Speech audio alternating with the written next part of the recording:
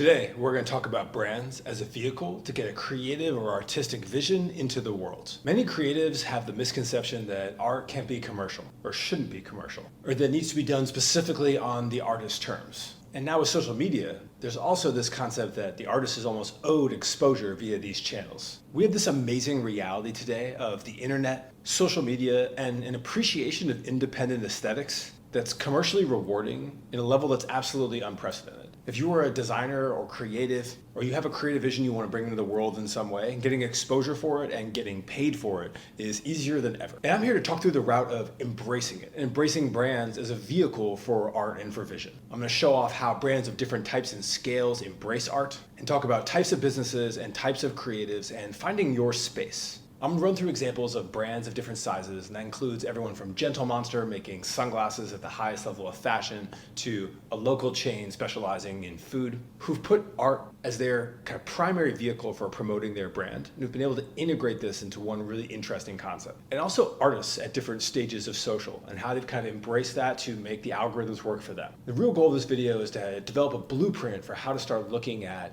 art as a vision inside of commerce. So I'm going to start by talking about Korean sunglass brand Gentle Monster. So when you look at this brand for the first time or with an objective lens, you notice something unique about it right away. And that's that the art and the art direction is at the absolute forefront of everything the brand does. In fact, everything else is almost secondary to the overall creative ideas that it's expressing. As you browse through their website, look at their imagery, you look at their campaigns, there is obviously someone with, if not multiple people, with just an intense aesthetic and creative and artistic vision that they are bringing to life. And I like to use them as an example because I feel like this isn't a sunglass company. They make beautiful sunglasses, but really this is a vehicle for someone or some group who have such like burning creative intention inside of them to use this brand and the vehicle of selling sunglasses to bring their vision into reality. And to me, this is a really important concept for creatives to think about. And they in particular are a really interesting showcase of this because you see everything from these physical spaces that are essentially art installations to product that they are treating as art. Like this Margiela collab where they ended up with like leather wrapped frames. There's a seriousness level to the creativity in this that drives the brand forward as its kind of number one thing. It's not like some unique product market fit. It is creativity and art as what makes it stand out. One of the things I like most about the brand, their presentation, is the stories section, a little bit of a pun on Instagram stories with the layout inside their website. But you can go through and you can look at all of the surrounding creative that goes into their campaigns and releases, dating back.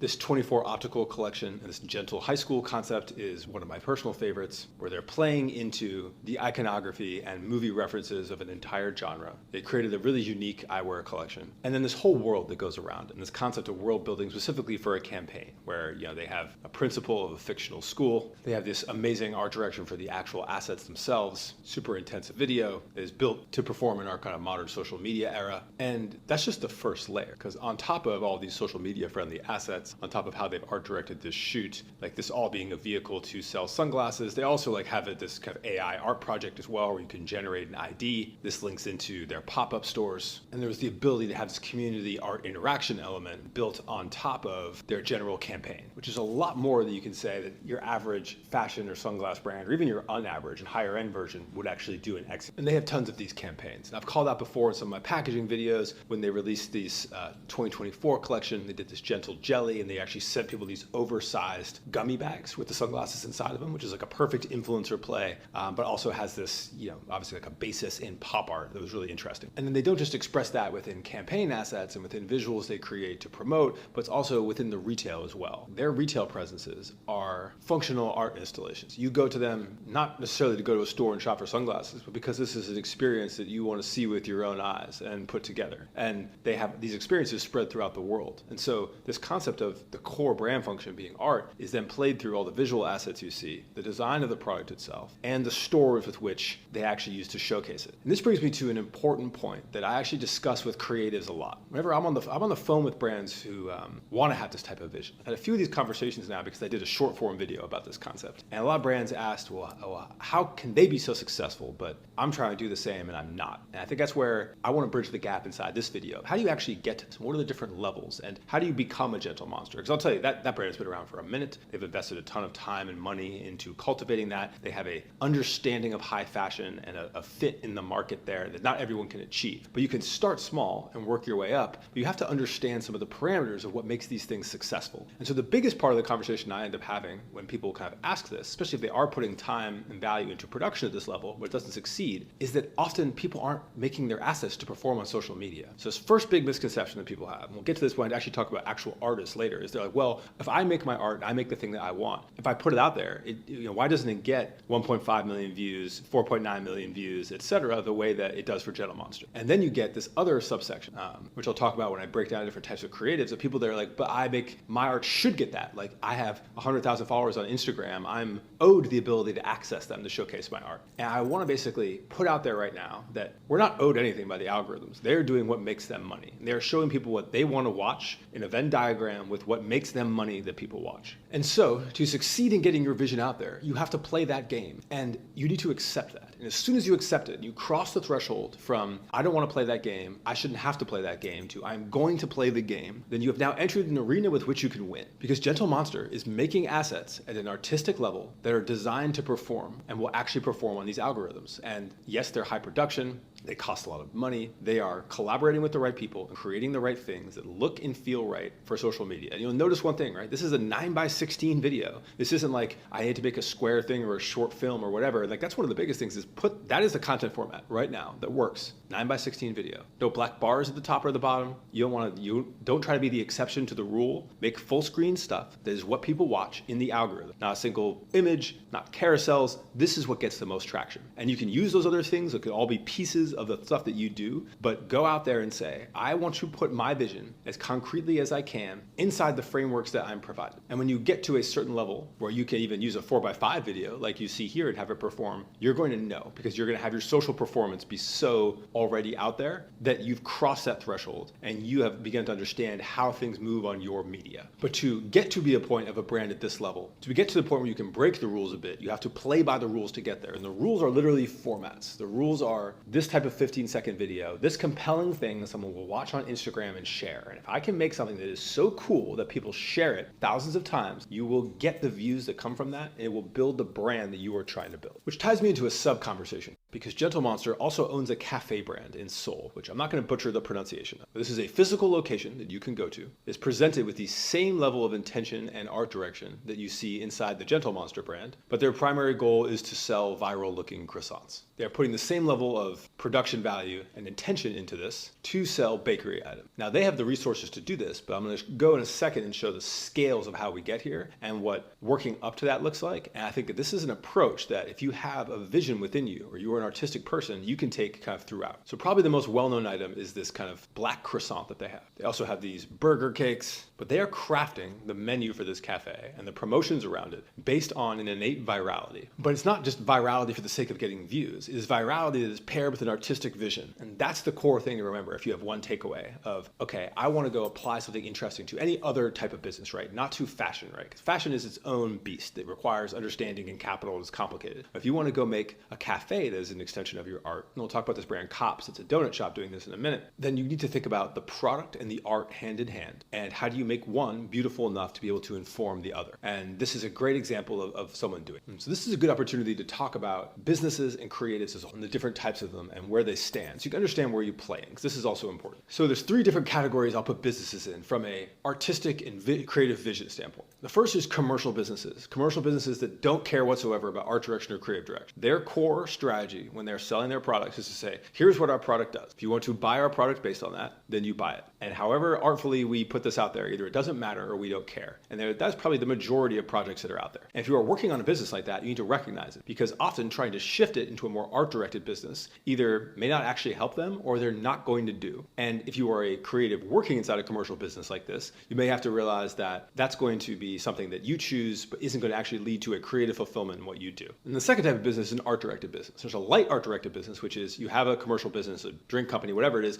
that cares and has intention in what they do campaigns. They're interested in their brand and their themes, and they utilize some level of intention of design to help achieve their goals. And then there's a heavy art-directed company, which is saying, hey, our primary thing is still selling this product, right? Our product is still the core thing that stands out for our brand. And we do a lot of intention into our brand, our direction, et cetera, but it's still an add-on to this other vehicle that is the product that we sell. And that's more kind of art and commerce living hand in hand, but in their own like separate kingdom. And then we have art and content first brand. There's two types of these. I think that's really important. And I love art and content into one because there is this whole idea that you can create something in the universe, whether you're creating video content or you're an influencer or you're an artist. I kind of lump them all in the bucket now of people that are doing a creative thing, but then how do you attach commerce onto that? So there's attachment, which is, hey, if you are an influencer or you are an artist, and then you try to sell something, you sell merchandise, you sell other stuff strapped on top of it that isn't, is related to what you do and is synced to it, but isn't like a perfect fit. It's just it's a monetization vehicle for attention and interest that you have. And you live in this first bucket. And the second is a synced art and content first brand, which I would look at like Gentle Monster, where you are saying our creative vision and the things that we sell are one. And in fact, the art and the creative vision is the most important thing selling what we do.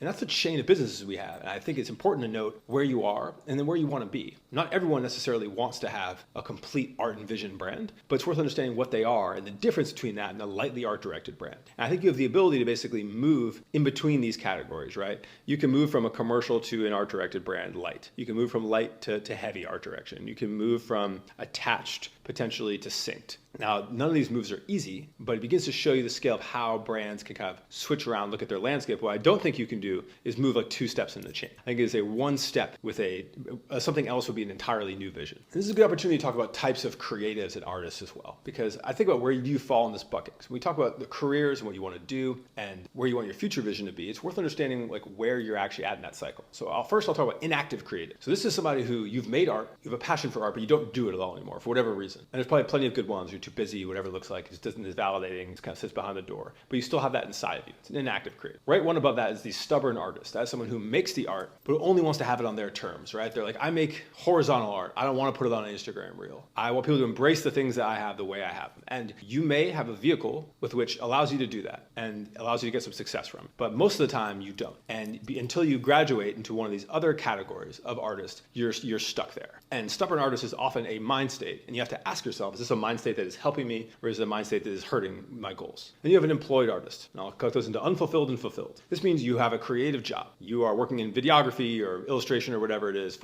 and companies employ you whether freelance or not. And you don't pursue your own vision necessarily as a primary thing, but you help fulfill other people's vision. And there's the unfulfilled version of that. A good example I like to use is if you are a writer, but how you're actually making money is you're writing like sponsored content for brands for Forbes or whatever that looks like, where you're like, okay, I'm really just doing purely commercial work to get this done. And it does not give me any creative fulfillment. Or hey, I'm a videographer and a filmmaker, but really I do editing support for, news shows that I have no passion for. And there's a fulfilled artist where you're working on a team, helping fulfill somebody else's vision, but you really enjoy it. It lets you get that out. Be like, hey, I do work for a brand. I'm not making art every day, but I am doing something I love and I get to have my level of input. And I get to get some of my vision in the world as part of this bigger thing. And there's a lot of people that find fulfilling creative roles as an employed artist. Like I'd imagine if you were a designer and you're working on the kids super team or whatever, you may not be putting your vision out there in the world, but you're working on a vision that you think is super compelling and you're excited about it. And then we have what I call an artist in flow. This is somewhere you've married art, how commerce is consumed, whether that's on social media or physically in real life, whatever it is. You have figured out the pattern and the flywheel with which you can create things in ways that people like to consume them, and you are able to use it to get more attention and more money. And the last is an artist behind a brand.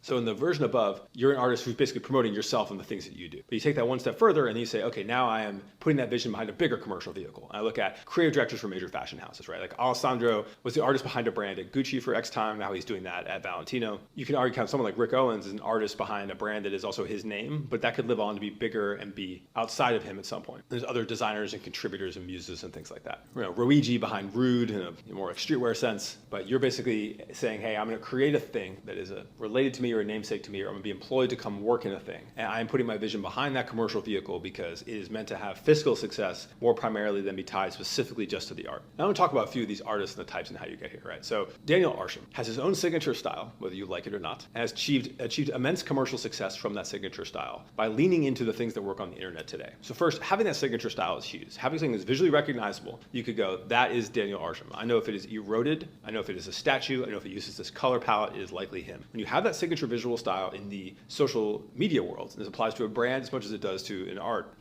It allows you to succeed. There's a recognition and repetition that social media rewards. Now, he's taken this very far, not necessarily in a great way. Like he has a Coinbase NFT that came out one day ago in this year of our Lord 2024, which is a crazy concept, right? But like he's doing whatever he can to get the bag. And has married this idea of his art and commerce so intrinsically that it is basically almost every project is somewhat related. That's at least half the posts in this feed are like brand related. And I think there's a lot of artists that wouldn't necessarily want to take it that far. There's a lot of people that are critical of the kind of thing that he does. But at the same time, he obviously has a concrete visual vision of where he wants to go and has used social media and used collaboration and used his own visual style to achieve it. Now let's take a step back. Let's look at Caro. So I'm social media mutuals with her, and she has done this at a smaller level, right? She is a creative that makes her own art, and she has used social media as a vehicle to be able to reach her target audience extremely well on a smaller scale. She has some commerce relation, a bunch of sponsored posts with like Adobe and people like that, but for the majority of the time, she is making her art. Whether you like her art or it resonates with you or not, it has found its audience with her target and with the people that look up to her and whatever she's able to do. And how she's done this well is document the process of what she creates and how. And she's built out a studio space that is an excellent vehicle for social media. And then she does things like, I think she's moving to Berlin currently or something like that, where the journey is something that people want to follow along with. And this is an amazing example of her artistic vision is information, right? When you're at a certain age and you're beginning to, and you're putting these things together in your life, you are working through what is my grand vision going to look like over time. But the ability to then share and document that experience, do it in an aesthetic way, do it in a way that your target audience feels some kinship to, allows you to build at the same time. And doing that in 9x16 reels and vlogs and picking her colors super intentionally and picking the way everything is presented well and being like, you know what, like having a studio space, obviously it's great for any artist to have and work through, but actually it's gonna get me a lot more value because I can document it on social media. That is a framework with which you can use to be able to be a full-time artist, as she is, based on social media. I think that's a really interesting concept people need to think about. And you can think about, am I doing this for myself as a creative versus doing it for a brand? You kind of have a choice there. This is where I'm gonna hit this point in a second time about the social media friendliness of this. So this is my friend Oliver Prime. We've made friends online, DM, talked on the phone, and talked a lot about social media success, right? Because I was like, hey, you have really cool projects, but you're documenting them in this kind of like almost like abstract ways, again, that didn't necessarily work on social media. And like really what you need to do is find a format and repeat it online to be able to show your art to the world, because his art is very visually compelling and uses magnets, and the process of it is very interesting. Like he has a great look personally. The art has a really interesting look. I was like, hey, you need to put it out there in a way that will resonate with social. And that often just comes down to process videos. And you can see he's now taking shots on goal constantly with 20,000 plus views. And then some of them hit 220,000 views, 633,000 views. And they're all about showing his process, right? And this format that you'll see here, where you basically see a amazing looking final product, you see the process with which to create the product, and then you see a more thorough reveal of the product at the end, is like the ultimate current format for being on Reels right now, to be able to like have something succeed. And it's like glimpse the final thing, run through the process of making that thing in a visually compelling way, especially works when you have a visually compelling product, and then show like a payoff of what that actual thing looks like. Do it in 15 seconds, repeat. And not all art is made for that, but the majority can find a way to incorporate into it. But when you find that format, you repeat it and you repeat it and you repeat it until it finds resonance and you've improved enough, or you see which of your pieces move in a certain way and you develop your visual style. And with his like magnet driven style, he has an aesthetic that you could say, all right, in the same way that I see Daniel Arsham's work, I can see his work, I know immediately it's him. And if you can identify something like that at a small scale, like I have no doubt, like he's did a project with Spotify, I have no doubt he can go as far as he wants to take this. And it's cool to see that at these various scales as an artist. Now let's look at these various scales as brands. So I did this video last week about destination, so about people going to Erewhon to get a smoothie, about the Starbucks hidden TikTok menu. And really this is a precursor for me to be able to talk about like these overall concepts of how creating something that is social media friendly or creating an experience is really what separates, like can transform any business on social media. And I like to look at drinks and food as one because of the innate virality there. So if you're looking at a business you can do as art, I don't want everyone to be like, I have to make some sunglass or high fashion brand. I want to look at how I can translate any normal brand into that, because a lot of us can't jump in to go doing something high fashion. And so food is an amazing one, because when I look at what are the things that have a large TAM, or total available market, and a large TAM enables virality. If you're putting content on social media, the more people that will like it or want to save it or share it, the better that content can do. And the biggest categories that everyone loves, hard to resist amazing food content. Fitness. Tons of people want to be fit and have some level of that integrated into the content they consume. Interiors. The reason you see so many big interior design creators, people blow up on there, is that everyone cares what their spaces look like. And when I say everyone, it's a big generic, like let's assume 70% of the population cares. Inspiration. People look for motivation, they look for reasons to go on and forward in their lives. Category 4. And the last is entertainment. Something funny or beautiful, like a movie or a film that eats up time, makes you feel good about yourself, or makes you feel emotion. Those are the things with the biggest available market. There are other huge markets out there, and it's obviously niche markets, but when you look at, okay, how can I apply virality to something huge? When you apply it to food, it is a whole cottage industry of things that come with that. When you apply it to fitness, same thing. And so if I were you looking at how do I get my creative vision out there, what brand could I choose to do that? I would not be afraid to choose one of these more common things, because you can lean into how do I take an artful approach to doing that. And so I note inside here, this brand right here, Revival Coffee in Austin. So they have viral drinks. They're in a tier 3 city, right, at best, right? So Austin, you want to wait in line to get a beverage that looks great on social media. Revival Coffee by Gabriella, I think an influencer, has taken the first step towards, we are creating a thing that looks good on social media that gives people a reason to go to our business. Now, this is still a step away from art and vision corresponding into the business, but it's the beginning of it. And if you go apply that same intention to any coffee shop, any bakery, any pizza shop, whatever it is, if that is the right vibe and the customer you want to attract and you want to tell that story correctly, you can begin to execute that vision. And if you want to start from the start and do that, that's where interesting businesses come in, like this business, Kops. So Kops is a donut shop that is art. And it's really interesting to me, because when you go look at the pictures, you're like, what am I even looking at here? Before you even decipher that there's a donut involved. They have a photography and art direction kind of team in-house that is shooting a bunch of these things, and you're going like, all right, someone with intense creative vision is cooking here for like a local Canadian donut shop. And they're executing all kinds of conceptual campaigns visually.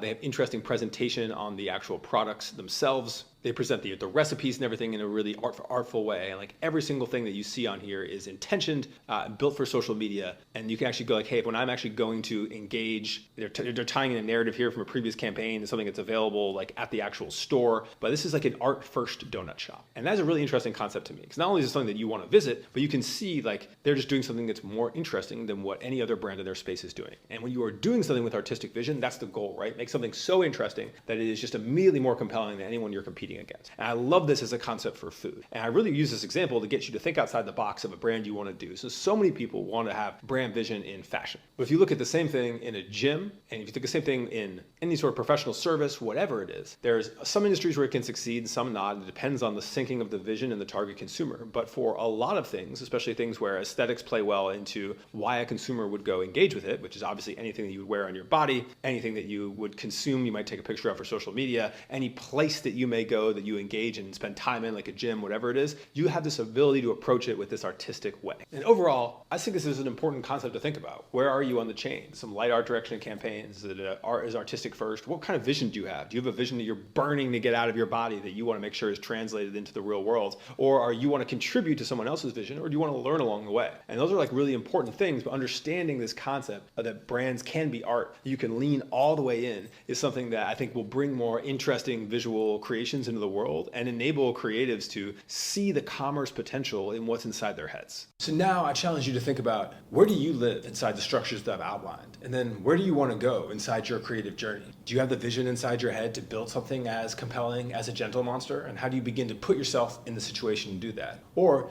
do you really want to look at yourself at the point of the career where you want to be working on other people's visions to gain that skill set? I think it's about identifying where you're at now, and then also where you want to go, and begin to build that roadmap for your career to really think through these ideas and decide where you best live in that chart, both here and in your near future. And I'm going to follow up to this video later this week with a video on brand narrative. So brand narrative and world building are two of the concepts I'm going to explore a lot over the next kind of coming weeks. And it's really about this idea of how do you shape the actual environments around you, about the stories that come in and out, the things that are happening, and the things that you want to create to form a cohesive vision, whether it's for your personal brand, a brand that you work on, or a brand that you are founding and running, so you can do the most interesting and creative things with it and help propel that vision forward to make something unique. Any questions on anything I've talked about here, or any other examples or interesting things we should touch on, please let me know in the comments.